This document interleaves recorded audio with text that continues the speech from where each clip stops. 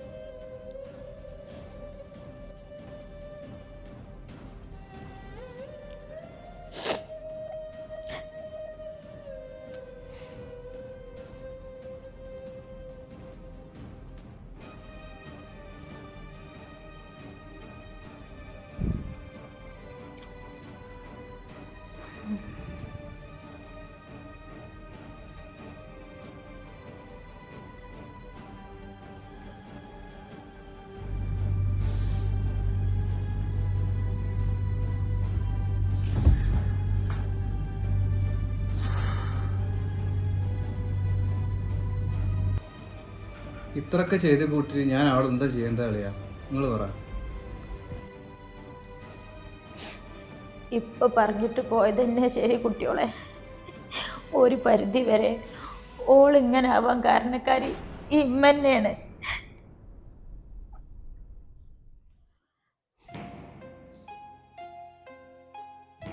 ഓളെ നല്ലതും ചീത്തതും പറഞ്ഞ് മനസ്സിലാക്കേണ്ട പ്രായത്ത് ഈ ഇമ്മ അത് ചെയ്തില്ല എന്ന് മാത്രല്ല, ഓള് ചെയ്യുന്ന ചെറുതും വലുതുമായിട്ടുള്ള എല്ലാ തെറ്റോളും ഇമ്മ മറ്റുള്ളവരിന്നൊക്കെ മൂടി വെച്ച് ഓൾക്ക് എല്ലാത്തിനും കൂട്ടായിട്ട് നിന്ന്.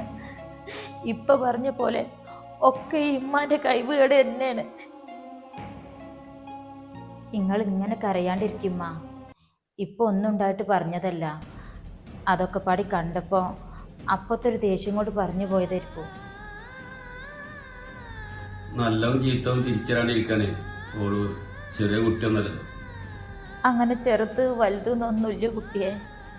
മക്കള് വലുതാണെങ്കിലും ചെറുതാണെങ്കിലും ആണാണെങ്കിലും പെണ്ണാണെങ്കിലും തെറ്റ് കണ്ടാ തിരുത്തേണ്ട പ്രായത്തില് തിരുത്തേണ്ടത് തന്നെയാണ് ഒരു രക്ഷിതാക്കളെ വലിയ കടമ എന്ന് പറഞ്ഞാല്. ഈ ഇമ്മ അന്ന് അതിനൊന്നും മുതിർന്നില്ല. ഇന്നാ ഓളെ തെറ്റ് തിരുത്താൻ നിന്ന ഇങ്ങളെ ഇപ്പാനൊക്കെ അതിനൊക്കെ അമ്മ വിലക്കിട്ടുണ്ട്.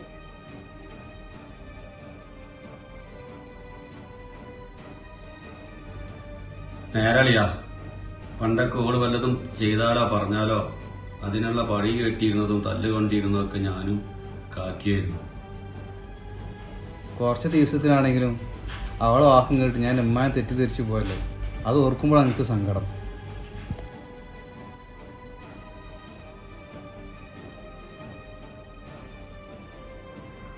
വലിയ തെറ്റെന്നെ കുട്ടിയെ അൻ്റോടെ ഓള് കാട്ടിയതും പറഞ്ഞതൊക്കെ. പക്ഷെ ഇപ്പൊ ഇമ്മക്ക് ശരിക്കും മനസ്സിലാവുണ്ട്, ഒക്കത്തിന്റെ തുടക്കം വെച്ചത് ഈ ഇമ്മ തന്നെയാണ്. സ്വന്തം പെമ്മക്കളെ കാര്യങ്ങൾ പറഞ്ഞ് മനസ്സിലാക്കി ആരാം വരെയൊക്കെ പറഞ്ഞയക്കേണ്ടതിന് പകരം ഞാൻ കാട്ടിക്കൂട്ടിയ എല്ലാ തെറ്റും കുറവും കണ്ട് അതിനനുസരിച്ചാ ഓള് ചെറുപ്പം തൊട്ടേ വളർന്നത്. ആ വളർത്തു ദോശ ഇന്ന് ആരും വരെ പോയപ്പോ ഓള് കാട്ടിക്കൂട്ടണതും.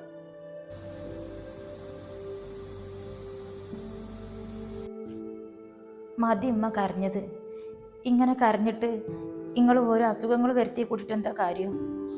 കഴിഞ്ഞതും നടന്നതൊക്കെ നടന്ന് ഇനിയിപ്പോൾ ബാക്കി കാര്യങ്ങൾ എന്തൊക്കെയാ വെച്ചാൽ നോക്കാം. അല്ലാതെ ഇപ്പോൾ ഈ പറഞ്ഞ കൂടെ ഇങ്ങനെ പറഞ്ഞിട്ട് എന്താ കാര്യം?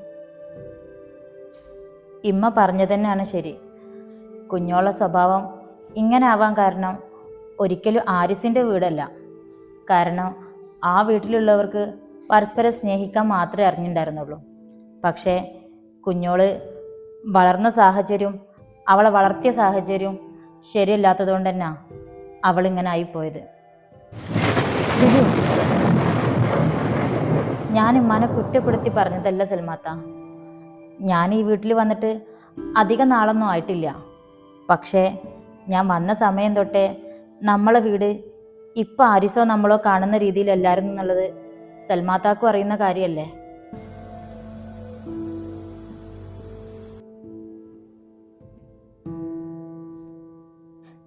ഞങ്ങളെ കല്യാണത്തിൻ്റെ മുന്നേ തന്നെ ഈ വീട്ടിലത്തെ കാര്യങ്ങളും രീതികളൊക്കെ ആദ്യം എന്നോട് പറഞ്ഞതുകൊണ്ട് ഞാനിവിടെ വന്ന സമയം തൊട്ടേ അതിനനുസരിച്ചിട്ട് തന്നെ നിന്നിട്ടുണ്ടായിരുന്നുള്ളൂ. അതുകൊണ്ട് തന്നെ കല്യാണം കഴിഞ്ഞ ആദ്യ നാളുകളിലൊക്കെ നമ്മളമ്മക്കും കുഞ്ഞോൾക്കൊക്കെ ഞാൻ വെറും ശത്രു തന്നെയായിരുന്നു.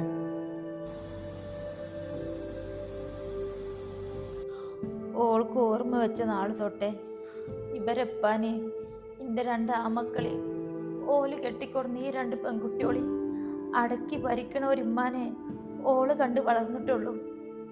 ഈ ഉമ്മാൻ്റെ നല്ല കാര്യങ്ങളൊന്നും ഓളെ സ്വാധീനിച്ചിട്ടില്ല. മറിച്ച് ഈ ഉമ്മ ചെയ്ത സകല തെറ്റോളും ഓളെ നന്നായി സ്വാധീനിക്കുകയും ചെയ്ത്.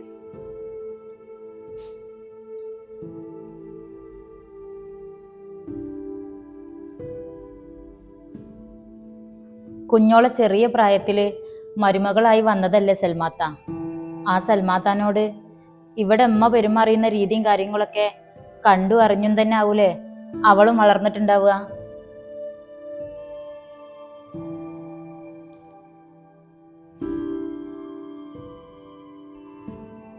അവള് മനസ്സിലാക്കിയെടുത്തോളം ഭർത്താവിൻ്റെ ഉമ്മ എന്ന് പറഞ്ഞിട്ടുണ്ടെന്നുണ്ടെങ്കിൽ മോനും മരുമകളെയും സ്വസ്ഥതയോടെ ജീവിക്കാൻ സമ്മതിക്കാത്ത, തൊട്ടതിനും പിടിച്ചതിനും ഒക്കെ മരുമോളെ കുറ്റം കണ്ടുപിടിക്കുന്ന, അവരെ പേഴ്സണൽ ലൈഫിൽ പോലും കയറി ഇടപെടുന്ന ഒരു ഉമ്മയായിരിക്കും.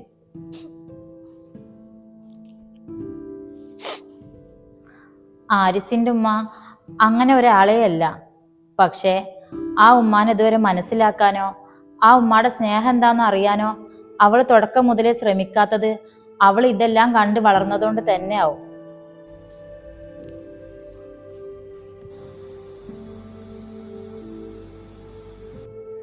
നമ്മളമ്മ കാക്കാൻ്റെയും സൽമാത്താൻ്റെയും ജീവിതത്തിൽ അനാവശ്യമായിട്ട് കയറി ഇടപെട്ടിരുന്ന പോലെ ആരിസിൻ്റെയും കുഞ്ഞോളിയും ലൈഫിലും അവരുമ്മ അതുപോലെ കയറി ഇടപെടുമോ എന്നുള്ള പേടിയോണ്ടായിരിക്കും ചിലപ്പം തുടക്കം തൊട്ടേ അവൾ എല്ലാത്തിനും ഒരു അതിരി വെച്ചത്.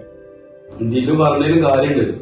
പണ്ട് തൊട്ടേ ഉമ്മ സൽമാത്താനോടും കാക്കാനോടൊക്കെ കാണിച്ചു കൂട്ടിയിരുന്നതൊക്കെ കണ്ടും കേട്ടും വളർന്നുകൊണ്ടാ ഞങ്ങളെ ലൈഫിൽ ഞാൻ അമ്മക്ക് അതിനൊരു അവസരം കൊടുക്കാതിരുന്നത്.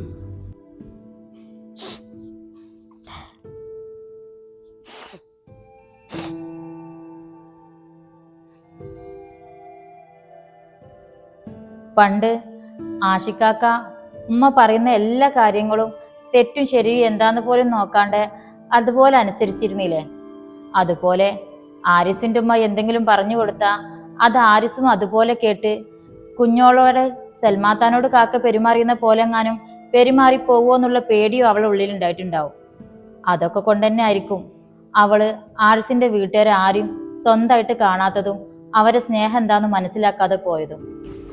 എൻ്റെ ഉമ്മാടും പെങ്ങമ്മാടും അവള് കാട്ടിക്കൂട്ടിയത് ഇന്റെ സ്ഥാനത്ത് അളയാനാണ് അളയാൻ സഹിക്കും. അത് ഉമ്മാക്ക് കൊടുക്കേണ്ട സ്ഥാനം ഉമ്മാക്കും ഭാര്യക്കും കൊടുക്കേണ്ട സ്ഥാനം ഭാര്യക്കും കൊടുത്താൽ തന്നെ ലൈഫ് ഹാപ്പി ആയിട്ട് പോവുള്ളൂ എന്നുള്ളത് ഞാൻ മനസ്സിലാക്കിയത് കാക്കാന്റെ ജീവിതത്തിൽ നിന്നാണ്. ചിലപ്പോ ഇതൊക്കെ കൊണ്ടാണ് അവൾ ഇങ്ങനെയൊക്കെ ആവാൻ കാരണം. ഓൾക്ക് ഓർമ്മ വെച്ച നാൾ തൊട്ടേ ഇവരെപ്പാനെ എൻ്റെ 2 ആമക്കളെ ഓല് കെട്ടിക്കൊടുന്ന് ഈ 2 പെൺകുട്ടിയോളി അടക്കി ഭരിക്കണ ഒരു ഇമ്മാനെ ഓള് കണ്ട് വളർന്നിട്ടുള്ളൂ. ഈ ഇമ്മാൻ്റെ നല്ല കാര്യങ്ങളൊന്നും ഓളെ സ്വാധീനിച്ചിട്ടില്ല. മറിച്ച് ഈ ഇമ്മ ചെയ്ത സകല തെറ്റോളും ഓളെ നന്നായി സ്വാധീനിക്കും ചെയ്ത്. മറ്റുള്ളവരെ ഇമോഷൻസ് എന്താന്നുള്ളതും ഫീലിങ്സ് എന്താന്നുള്ളതൊന്നും മനസ്സിലാക്കാതെ വളർന്ന ആളാ കുഞ്ഞോള്. അങ്ങനെ വളർന്ന ഒരാൾക്ക് ഒരിക്കലും ഒരു കുടുംബ ബന്ധത്തിന്റെ വാല്യൂ എന്താന്നുള്ളത് അറിയൂല. ആ ഒരു കുഴപ്പാ കുഞ്ഞോളെ കൊണ്ട് ഇതൊക്കെ ചെയ്യിപ്പിച്ചതും കാണിച്ചതും ഒക്കെ.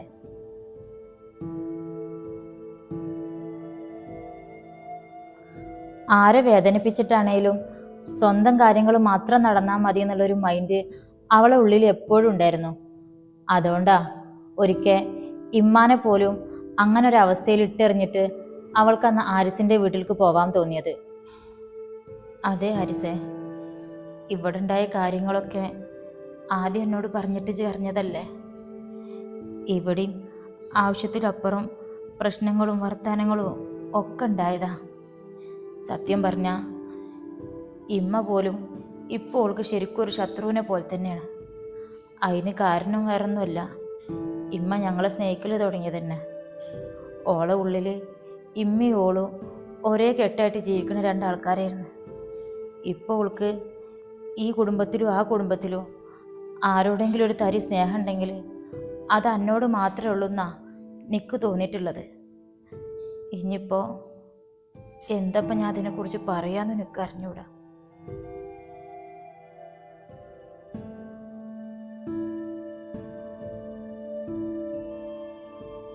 ഓളെ കയ്യിൽ നിന്ന് ഒരു തിരിച്ചടി കിട്ടുമോരെ ഇമ്മ എന്നെ കാക്കാനെ ഓളോടൊന്നും മിണ്ടാനോ ഒച്ച വെക്കാനൊന്നും സമ്മതിച്ചിരുന്നില്ല. അപ്പൊ ഉമ്മാക്ക് തിരിച്ചടി കിട്ടിയപ്പോഴാണ് ഇമ്മപ്പ അത് ബോധ്യപ്പെട്ടത്. ഇങ്ങളെ 2 ആമക്കളെ ഇമ്മ തല്ലണ്ട പ്രായത്ത് തല്ലിയും ചീത്തറിയേണ്ട പ്രായത്ത് ചീത്തറിഞ്ഞിട്ടും ഒക്കെ തന്നെ വളർത്തിയത്. പക്ഷെ ആകുള്ളൊരു പെൺതരിയല്ലേ എന്നും പറഞ്ഞിട്ട് ഓളെ എല്ലാ കാര്യങ്ങൾക്കും ഉമ്മ ആവശ്യത്തിനും അനാവശ്യത്തിനും കൂട്ടുനിന്ന് ഓളെ എല്ലാ വാശിയും ഉമ്മ സാധിച്ചു കൊടുത്ത്.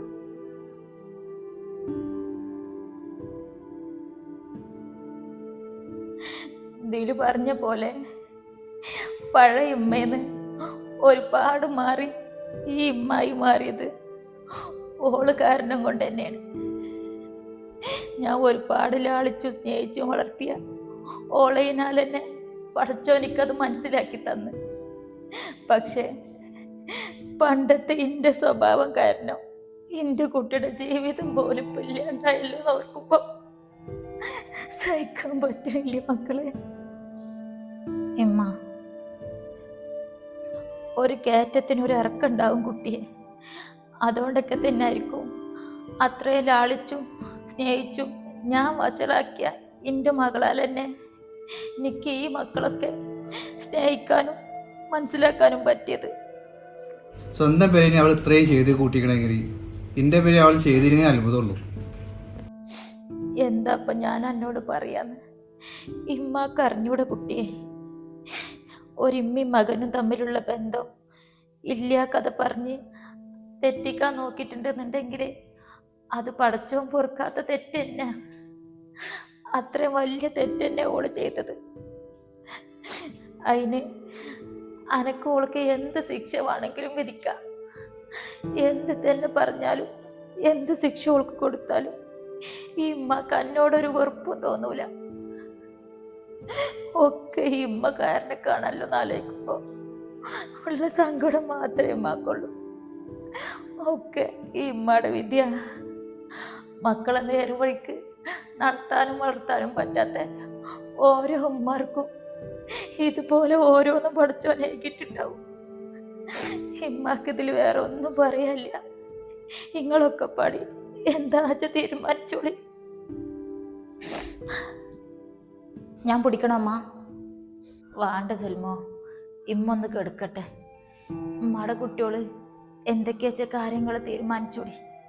ഇക്കതൊന്നും കേട്ടുങ്ങാണ്ടിരിക്കാനും കാണാനും വെച്ച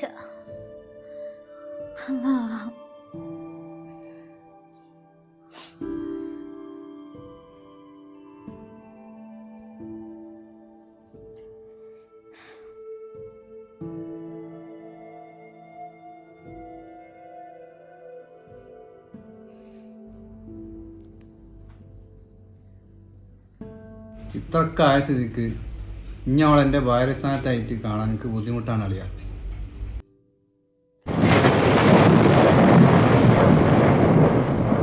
ഇന്ന് രാത്രി ഞാൻ പോവാണ്.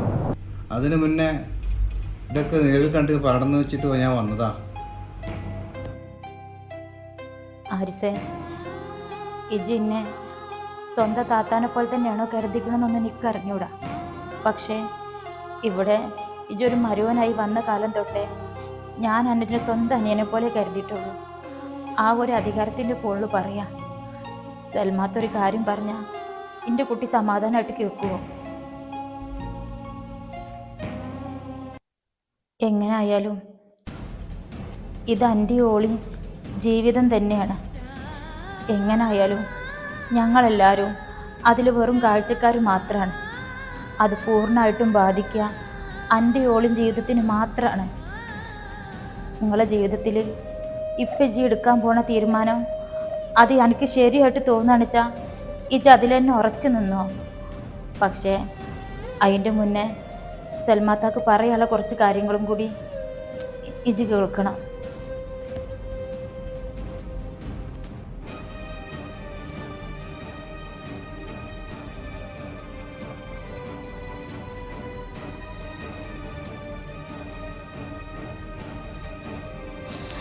കഥ ഇനി കാര്യത്തിലേക്ക് കടക്കുകയാണ്.